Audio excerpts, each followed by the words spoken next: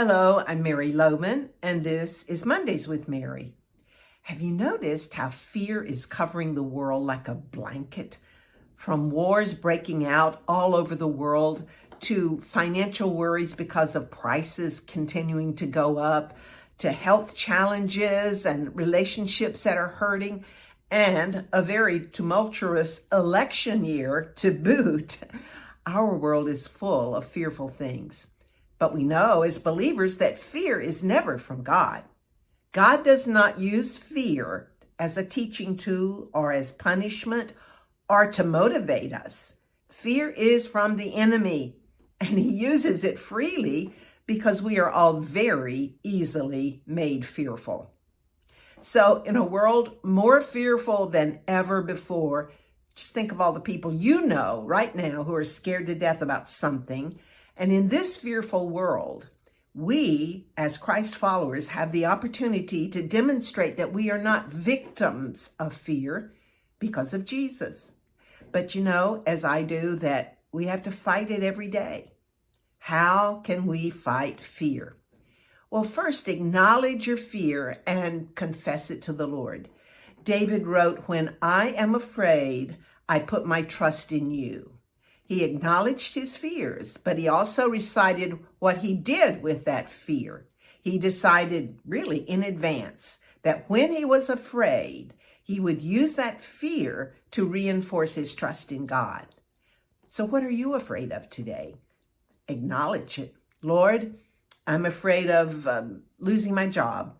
I'm afraid that someone I love is not doing well. Whatever it is, just spell it out. And then immediately follow that confession with, I am choosing to trust in you. It's a choice we make. Speak truth to yourself and refuse to acknowledge those feelings that are going all over the place. You may still feel afraid, but fight that fear with truth. I will trust in you. Jesus told us not to worry about tomorrow, right? And worry is a result of fear, isn't it? This is Jesus's wise answer to fear because he knew that our worries, our fears are about tomorrow. What if this happens? What if that doesn't happen? So being fearful of and worrying about tomorrow is really disobeying Jesus. And Jesus said, if you love me, you'll keep my commandments.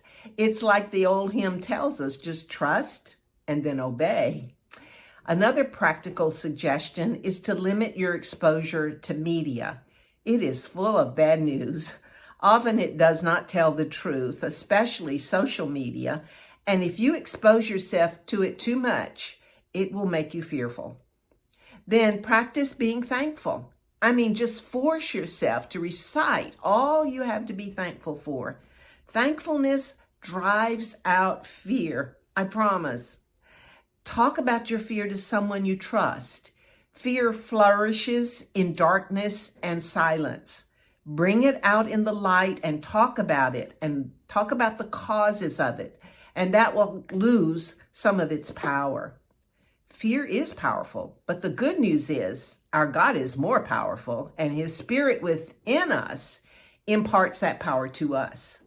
In this world of fear, we have a God who is sovereign.